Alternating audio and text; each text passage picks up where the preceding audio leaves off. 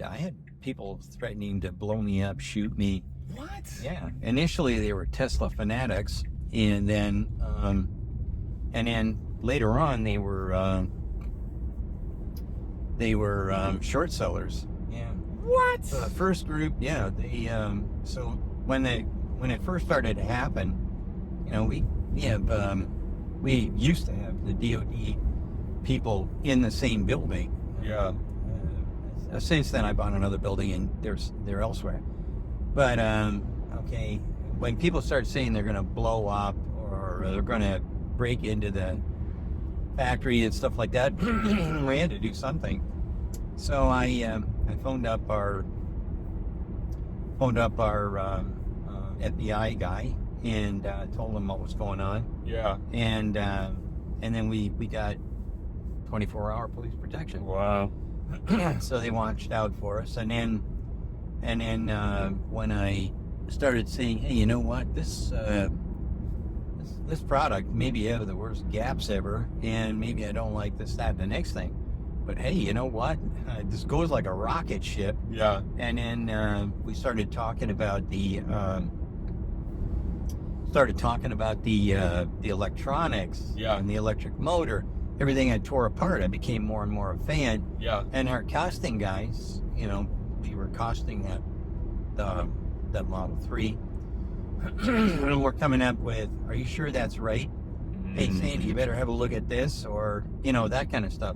Yeah. And then I'm like, I didn't do much costing on the Model 3, but anyway, when we got into the Model Y, I did the costing on the body and a couple of other things. Not very much, but things where you had to be there in order to get the job done. Yeah. And at that time, the governor had shut everything down, so we weren't allowed to bring people in. And anyway, when I did the costing on it, I couldn't believe it. I had to go back 2 or 3 times, and I must have made a mistake or something because the cost was coming in. And that's when I came up with, or the first one, the Model 3, we came up with, and we said, looks like this car is 32% gross. Now, nobody asked me what the net was, and I couldn't give it to them anyway because I had everything based on someone who had a factory that knew what they were doing.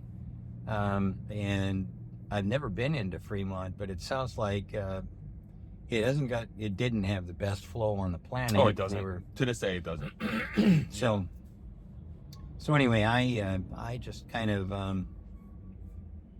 I couldn't guesstimate that. Yeah. But based on a normal factory and what I saw and how it was produced, Yeah. I came up with that number. And then the short sellers, Jeez, man. it was unbelievable. I mean, some of these guys lost. Well, I don't know if you saw, but there was something like, I want to say $17 billion the short sellers lost. Oh, yeah. On Tesla, and that was in last quarter. Yeah. $17 billion. That was my broker. I'd have his guts for gravy. I mean, sincerely, there's no way that.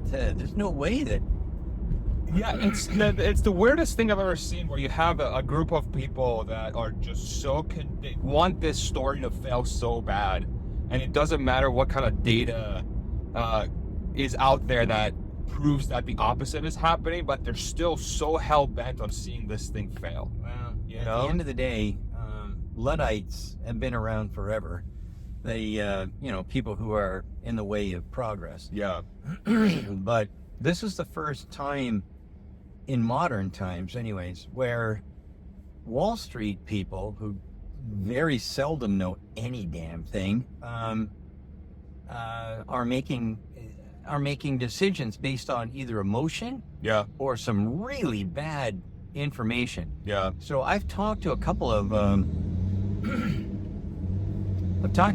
these analysts and whatnot, and I keep asking, where'd you get your information from?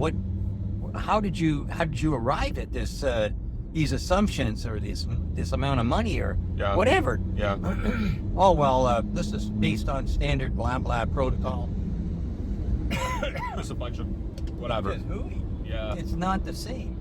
And I love the one that says, well, these things are going to break down in no time. I said, can you tell me why? And he said, well, it's an electric motor. It's bound to burn up. Yeah. Said, there's no fire inside of an electric motor, right? But there's plenty of fire inside that. And then I'll go into what's the efficiency that you can get out of an engine versus an electric motor. Right. It's just incredible. When you tell them 40%, that's probably about the best I can do. They just, no, that can't be correct. I said, most of it just goes away. Yeah. It's wild how many people that are, again, it's this sort of notion that these folks that theoretically are very much, are supposed to be data driven are anything but. They're anything Well, no, but. they have data. It's just that it's outdated data. They try Fair to enough. compare this to that when this is an orange. And But if it's outdated data, isn't even useful data, like the whole garbage in, garbage out kind of thing. Exactly. Yeah. Right. Yeah. Yeah. And so consequently, when you wind up with people making these statements, where did you get your data? Well, I got it from a reliable source. Yeah. Can you tell me the name of that? Well, it's confidential. Jim Chanos. Yeah, I rolled the magic bones, and Yeah. Man. it's an amazing phenomenon. I've never, and like I say, we don't have 24-hour protection anymore. But what is his name? The Arizona skeptic or something. Like that. Montana. Yeah. Yeah. That guy. He went on. He had a YouTube channel or something before he got found out, Yeah. and he told everybody that I'd been paid by Tesla, and on and on. And I said, "Okay, friend, I've got my lawyers, and I do have lawyers." And I said, "I got my lawyers on the phone, and we're coming after you." I hung up the phone, and I'm not kidding you. It couldn't have been more than an hour later. Yeah. And I made my own little announcement about what I told that guy. Yeah. And about an hour or so later, Tesla lawyers from Philadelphia, they were calling me. Mr. Munro, you seem to have a problem with the Arizona Montana skeptic or whatever. Yeah. Well, we're here to help out in any way we possibly can. So anyway, I said, I'd rather not, I'll take care of my own problems my own way. Yeah. And he said, if you need any records, Yeah. okay, because you have to pay checks. Yeah. If you need any records, just let us know. We are here to help. We will do anything to help you out. Wow. I love that. So did I. But actually, what wound up happening was the Montana skeptic or whatever. First off, somebody found out what his real name was, and he wasn't from Montana even. So anyways, he was a broker. He was just another broker that was trying to, short sell. Unbelievable. And, It's crazy. Yeah, it's so wild. I mean, it's funny how far people are willing to take things when they're protected by the guise of when they're anonymous. Like they're not even willing to put their face out there for these claims, and they're out there trying to literally just put a bunch of FUD out there so they can make money, and this is all a money game for them. At the end of the day, if you want to make money, and you're throwing somebody into the bus, short selling. Yeah. That's perfectly acceptable. But if you bought stock and you say something nice about God it, forbid. you're in jail. God forbid. They will. Yes. God stock it forbid. whatever guys will. Yeah. I've forgotten your name. The financial whatever institution that looks over the stock market. These guys. SEC? Yeah. There you are. Yeah. So, anyways, I am totally mystified by this whole thing. Yeah. Let me do this. I'll just take your house and sell it, and then later on I might buy it back. Yeah. What the hell? Are you kidding? Let me take your house and sell it. Then I'm gonna say how bad the house is. Yeah. And then once people lower the value of the house, then I'm gonna buy it back. Yeah. Okay. It's like it's insane. It's like it's completely wild. It's completely wild.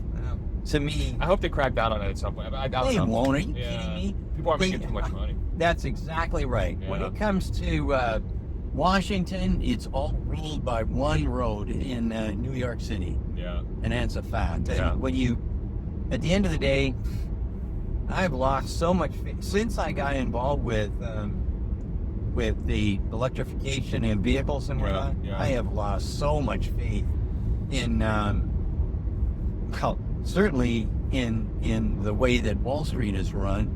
That is just, I cannot fathom the depth of corruption that comes out. They say the mafia, they can take lessons from New York. Anyhow, so that's one thing. Politicians. Yeah. Are you kidding me? Yeah. What in the? Who's running this country? What happened to? We used to have statesmen. What happened to statesmen? 100%. Now all we got is these bloodsuckers. Yeah. And I have no. Yeah. So people are they're trying to weaponize people against each other so they can get more power. Exactly. You know, that's right. literally what's happening. And more power and more money. Exactly. So for me, I can't vote anymore. There's one guy that I'm voting for. The guy that's local for me, congressman. Okay. Good guy. He was a helicopter pilot on and on. I like him. I'll vote for him. I'll put nothing else down on a ballot. Yeah. Because I can't see anybody being any more than just another charlatan, some clown who wants to pad his back pocket. Yeah. How is it that these guys always start out, they get elected and they start out poor as church mice, and the next thing you know, they're multi-millionaires. Yeah. And in case of some of these characters, like close to a billionaire. How did that happen? The most, the most millionaires per capita, or the highest average gross wage per capita is Washington D.C. in the United States. Surprise me. Like, what? Isn't that enough? Like, enough of a data set that says, hey, there's something happening here. And the second is like New York City. Yeah, well, there you go. And at the end of the day, there's something wrong, but we just can't figure out what. South Park, I don't get it. I don't watch TV anymore. Actually, I don't read newspapers anymore. Yeah. I read technical journals that come to me from, different engineering sources. They don't lie. Yeah. These guys are science-based, right? They're science-based. Yeah. So anyway, I'll read those, and I won't watch TV. I just won't do it because everything I hear, see, whatever, is a lie. Yeah. What? I mean, if you're into it like we are, and you truly know what's going on. Yeah. When I hear some of these characters, and I don't know how many times you've seen these, I saw it on X, where somebody has gone through and taken exact same phraseology out of all these different news speakers. And they're not news reporters or whatever. Yeah. They're actors. They're actors. Yeah. They can memorize stuff or they read really well. Yeah. And the exact same phraseology over and over and over. Yeah. Again, it drives me nuts. Yeah, it's crazy. And you look at it, and this one was in Austin, Texas, and this guy was in New York, and this guy was in Detroit. It was like, today we are concerned about blah, blah, blah. Yeah, I remember that montage. Yeah. Yeah, and there's been several of them. I mean, I don't... Yeah, I mean, that's where I think it's so exciting to have something like an X, or like something that's trying its best, and all these like individual voices. It's not just like X. I feel like the move away from legacy media, mainstream media, whatever you want to call it, into a more diverse set of opinions, and at least people trying to find the truth that are not beholden to a central power, or that can be influenced by money or advertisers. I think that is so important. It's so incredibly important, and I think it's becoming quite obvious, in my opinion, that for the last how many decades, we haven't had something like the internet that's allowed the individual to actually think for themselves and try to put out an individualistic view on what's going on. And instead, it's been like 4 or 5 powerhouses that are trying to feed propaganda onto people, It's been like that since forever. Yeah. I mean, you had a few newspaper moguls, and at one time they were all basically uber conservative. Now they're not really uber anything except, hey, we got to make more money. Yeah. That's really what it all gets down to. And if you don't, if you're not buying estimates from us, you're doing under the bus. Yeah. And that's the way it seems to be working. Yeah. I mean, I've heard more crap about Tesla, really, any of the new startup kind of companies. It just isn't even, it just blows my mind. Yeah. It's obvious that there's something going on. It's not natural. It's not like it's influenced. It's influenced by something. You know. It's I funny. don't know what's making it happen. All I can tell you is that I don't like the way it's happening. Yeah. This is like these science fiction books where they talk about the civilization going over the edge. Yeah. I'm terrified that these clowns are going to. So I can see. I'm old, so I knew what it was like when I was a kid. When I was a kid, nobody locked their doors. Everybody left the key in the car in case somebody needs it. You know, it'll be aged for them. Nobody stole from anybody. Nobody lied. I mean, it just didn't happen. Yeah. But that's when we had, morals. And Winston Churchill said, the United States is great because it's good. When it fails to be good, it won't be great. And I think that he was making a prediction, and I think that's the way we're headed right now. Yeah. I trust nothing and nobody. It's just, I can't, if I don't do it myself, let me rephrase that. I do trust people who are technically inclined. Yeah. There's no advantage to them in telling some kind of a big fib. There's no money in it. Yeah. And there's no glory in it. Because eventually, if you lie, you get found out and then you get thrown under the bus. Because it's very easy to find out if you're lying. Right. Well, in a technical in a space. technical world, Yeah. if somebody thinks for a second it's fishy, they're going to go and check it out. So here's one thing that happened. We were doing an analysis on a Ford product. I'm not sure which one it was. I think it might have been this Cybertruck. It was because, no, maybe it was a Mustang. I can't remember. But anyway, it's the one where they revived me with the octo valve. Okay. And I don't know if you ever saw that. Oh yeah, I do. Yeah. It was the Monkey, I think. Yeah, it was Yeah, Monkey, because you saw all the wiring, Yeah, all right, the harnesses, all the hoses. Yeah. So anyway, I took two of our newly minted engineers, Yeah. and I said, hey, I want you to give me the weight of the fluid inside all those hoses. So no problem at all. So what happened was they gave me the number, and it was just before I went on, and I just looked at the number and I said, okay, fine. And I can't remember what it was, but let's say it's 50 pounds. Yeah. And so I went on and blah, blah, blah, and I said, and this is ridiculous. It's 50 pounds of fluid in all these hoses. You know how long it took before somebody else phoned me back and said, 10 minutes. You are incorrect. Well, it was like an hour. And you are incorrect. I don't know who did the calculations, but that doesn't work. And that's from like the video going live, and then somebody. Wow. I know. And an engineer looked at that and said, that can't possibly be right. Wow. And they did all the analysis on all the hoses that we had that they could see. Yeah. And it comes out to, like 12 pounds or something Okay. like that. So from the two guys that did it, I asked, okay, this guy's number seems more correct than your number. Yeah. And so we said, well, here's our calculations. So they became, so the formula you'd use for area is pi r squared. They did a radius. So pi times the radius squared. Yep. That'll give you. So anyways, they used pi d squared. So we had a big party, and I went and bought two statues, and they became the recipients of the first Pi d squared. Pi d squared award. Yeah. Is that even a thing? Like, what No. does pi d squared Well, even there is calculate? it doesn't calculate nothing. It means nothing. It's pi r squared. Pi Yeah. d squared means. And 2 pi r is the perimeter, right? Yeah. And then which one's the surface area of a sphere? Pi r cubed or? No. Sphere? No, that's a long cup. I don't another get different off the one, top of my head. Yeah. But anyways, at the end of the day, Pi d squared. pi d That's squared. awesome. Yeah. That's My deal give fantastic. you the outside circumference. Yeah, but that's anyhow. a perfect But at the end of the example. day, Yeah. this is the kind of stuff, and that's how long it took. Wow. And then there was a flood of people saying, "This can't be right." Yeah.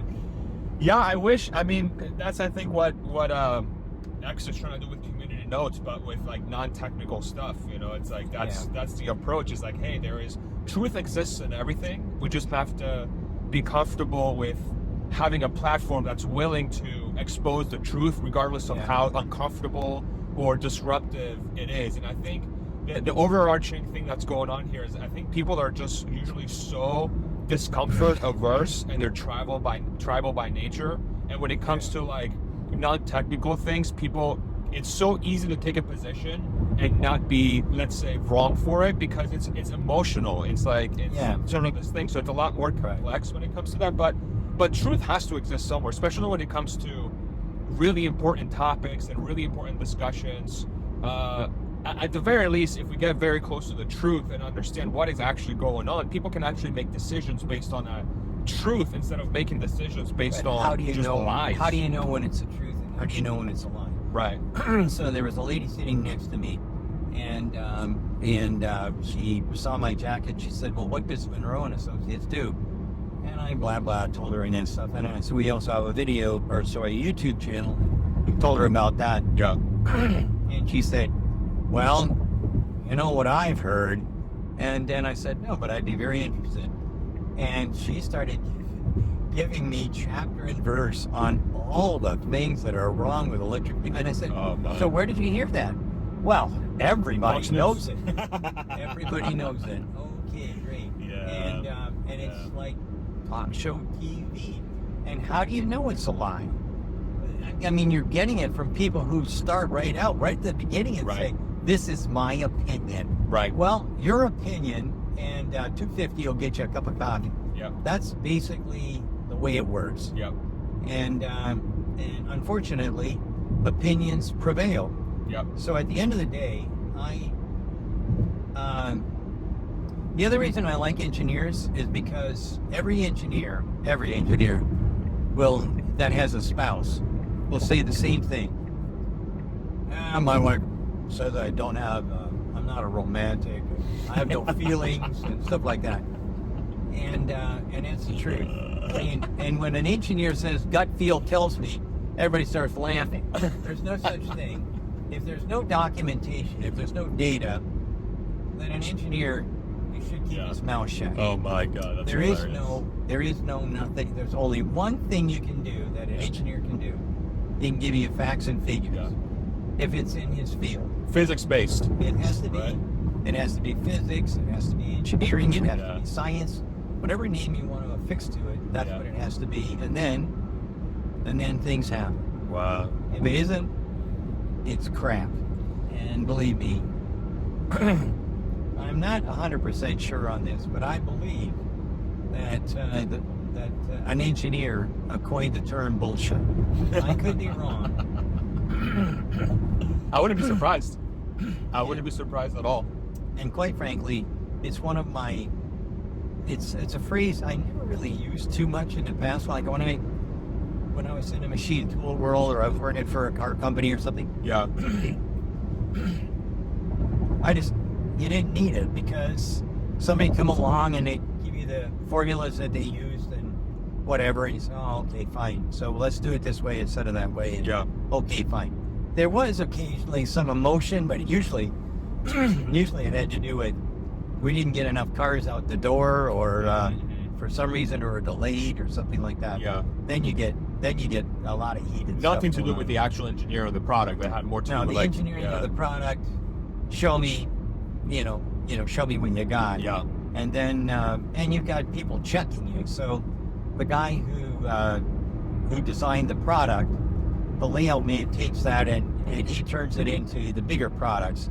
And then there's a detail person, and then there's checkers along the way, and everybody makes sure that. And then the computer, the CAD system, also does all the checking. And at the end of the day, when you get done, there's very little that could go wrong unless somebody cheated the system somehow. Took out checkers, took out CAD, or what have you. Yeah. If they did that, well, then you could have a problem. But at the end of the day, it shouldn't happen. It's not like statistics. What is that? There's 3 kinds of lies. There's lies, damn lies, and statistics. Yeah. And you can make anything look good or bad using statistics. You can. Very true. But it doesn't happen that often in engineering. If you've done your job correctly, your building will not fall down. They did in the olden days when they had to guess, but that does not happen now. No, it's a wonderful thing. I mean, it's a wonderful thing to have a sort of an area of expertise where it's nothing but the truth. Like the truth engineering is 100% based on truth, and that's why it's so game changing. I feel like to the world, because it either works or it doesn't. Right? It's like, and it's a very black and white, which makes it very easy to identify something that works so well. And I think that's why, if I correlate it back to sort of some of the discussion that we were having earlier around Tesla, and I feel like that's why that company has succeeded so well. It's because they've been able to really, they've almost like married up engineering to what people actually value in a car, or like, or it's almost like people like to make a lot of parallels between Tesla and Apple, but I really think it's true, because the same way Steve Jobs identified, hey, people want something like the iPhone, we just have to figure out how to make it actually work from an engineering perspective, and it very much seems like Tesla is doing the same exact thing from that. And I'm curious to see how that's going to impact the Cybertruck, because I think if so many people are watching that thing and saying, this is such an ugly piece of crap and blah, blah, blah. And then I'm like, okay, but this company knows how to do engineering. So I feel like it's going to be pretty freaking good, man. Well, here's the deal. I saw the Cybertruck and liked it instantly. So you've got instant adopters, and then you've got other guys, other people in my company took one look and said, that'll never sell. And I can remember going back a long time ago when I was at Ford. I got moved on to Team Taurus. It was a car that basically saved Ford Motor Company from oblivion. Yeah. And I walked in, I looked at it, and I said, wow, I love it. Okay, why? Because everything was 2 bricks. A small brick and put on top of a big brick. Everything was squared off. Everything was, as far as I was concerned, masculine, ugly. And that's kind of like one of the terms that you can use for describing cars. Okay. But at the end of the day, when we launched the car, before we launched the car, Henry the Deuce came down, and he had never seen it. He was hiding in England or something, and he hadn't seen the vehicle, and they showed him pre-production vehicle. Yeah. And he went on it and he said, that's it. The company is gone. That piece of shit will never sell. And he went on and on and on. And he had hired Don Peterson at that time. And Peterson said, this is what we're going to go to market with. Yeah. And he basically called him on it. And the thing went out, sold like hotcakes. Ford went from found on road dead or whatever to a complete turnaround. I mean, a 100%, 180-degree turn from one product. From one product. Wow. And then we applied all the same stuff. So that was Deming. That was the stuff that I originally did with Design for Automation, and on and on and on. All that shit. Next thing you know, Ford's on top. Wow. So I believe that, okay, there's a hiccup right now in the way people perceive electric vehicles. Yeah. Okay. So I saw Ford sales are down, and General Motors has abandoned ship. They're going to go back. They're going to, cancel everything and VW delaying plants and stuff. Yeah. VW is a whole different shit show. I don't know what the hell they're going to do. Yeah. Their ability to compete in this market is rapidly diminishing, and they were very confident that there was going to be. I mean, they were under the impression that this ICE thing was just going to, the EV thing was just going to be a like fad of some sort. Yeah. So you buy a pet rock and you get an electric car, and you come back to your senses. And so they miscalculated their big time. They bet the farm on it. Yeah. And then he also, when they did put out their vehicle, they put the B team on it. And are you kidding me? But that makes perfect sense. I mean, you look at the ID4 and the ID3, you look at how they're designed, and it doesn't have a frunk. It's based on an ICE sort of chassis or whatever. Like, yeah, of course. And why do you think that's going to be successful? And it's not. Yeah. So that platform, I don't know. I know what they're going to try and do. They're going to try and change it. They did try and change it. So that MEP platform is going to be changed to, I've forgotten the call line, but anyway, something like that. Yeah. But it's not gonna turn around. It's not gonna happen. Yeah. And they say, oh yeah, we're making lots of money selling EVs in China. That's when statistics shows up. I want to know about Germany. I want to know about the United States. I want to know about what are you selling in each country. I don't want to see a heavily tipped partnership with one of the other companies in China who actually did all the electrification. Right. Because at that point, it's not really a VW. It's just a VW badge. It's got a Chinese VW car, badge. Right? Yeah. Exactly right. And they call it a VW because, after all, we sent our engineers over and they showed them how to make cars, our designed cars, and blah, blah, blah. Now it's the other way around. The design and the manufacture are by the Chinese. Yeah. And they know what to do. And I'll tell you, from 2014 to 2019, I had teams over there all the time. Yeah. And what were we doing? We were teaching people how to design electric cars. Why? Because nobody cared about that shit over here. And only Chinese companies. So you name the company in China, and probably I was there at least a couple of times. And in some cases, I mean, we went back over and over and over and over again. Because why? Because we were showing them how you can make a product that will easily eclipse your competitors or your taskmasters. Yeah. I've got this absolutely marvelous illustration that was done 25 years ago, 30 years ago. And it was a guy predicting the future. And it's got a picture of a well-dressed English gentleman. It's not a picture, it's a painting, I guess. And he's holding a rickshaw, and in the rickshaw, there's a Chinese guy. And he said, "This is the future." And that was 25 years ago. I still got that thing.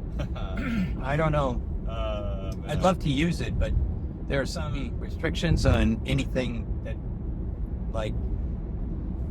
it could be owned by somebody, and I could wind up in a tremendous amount of trouble. But that illustration from 25 years ago, holy doodle. Yeah. Yeah, and I mean that really proves just how difficult it is to predict the future. Well, no, it's not. Yeah. Here's the deal: the Chinese wrote a book. Yeah. Okay. And it's basically a 10-year plan for China to go from, basically, I think it's like 7 years old now or something like that. So think back 7 years. Yeah. Shanghai wasn't much. There was a lot of stuff going on. Anyway, they made the prediction of how they were going to do what they're going to do. Yeah. And they put it out, and you could buy it if you wanted to. Yeah. And what were they saying? Well, we need to get into raw materials. We need to get into batteries. We need to go into electrification, not to dominate the planet, but because if you've ever been in Beijing when they have one of their small gals, it's a disaster. Holy doodle. And kids are getting sick all the time and whatnot. This is the kind of stuff that they were looking to achieve. Right. They wanted to get their place on the planet. Yep. And quite frankly, the plan was quite good, and it worked out quite well. Yep. And Chairman Xi had a lot to do with it. Yeah. That guy is wicked smart. I mean it. I don't know of anybody who's a ruler of a country that's as smart as him. Certainly, we have nobody here. Zero. And one of the benefits they have from a sort of government system perspective is that whatever he says goes, right? Yeah. Well, So I'm not a fan of but that's one of the dictatorship, advantages is once you have a strategy set in place that you know it's going to work, you force everybody Yeah. to do it. You know? Yeah. Well, here's the deal. I look at it this way. What is the difference between a dictatorship that's a Nazi and a dictatorship that's a communist? So I got a Hitler or Stalin. What's the difference? They're supposed to be at either ends of the spectrum, right? One's far right, one's... It's not true. This is how I see politics. It's a circle. Up here is righteousness, fair play, all that. And then as you move down, when you get to the bottom of that circle, communism and fascism are in the same point, the exact same point. Because they're both dictatorships, right? I mean, they're both they're both dictating dictatorships. what Exactly. public should do. So tell me which one is better. Well, I don't like either one of them. Yeah. What's his name? I think Aristotle said the best government is a benevolent dictatorship. Okay, that may be true, but I don't want to live there. Yeah. And hence the reason that a lot of Chinese people decided to leave, because nobody can stay good forever if you're in a situation like what you've got with any dictatorship. Yep. You can't win. Yep. You just have to sort of Wow, that is a There's line. Franklin's. Yeah, actually this line is a lot shorter than usual. Really? Yeah, it's probably going to be like a 15-20 minute line. Cool. Looking like. Yeah. Yeah. We didn't talk Cybertruck at all. Shit.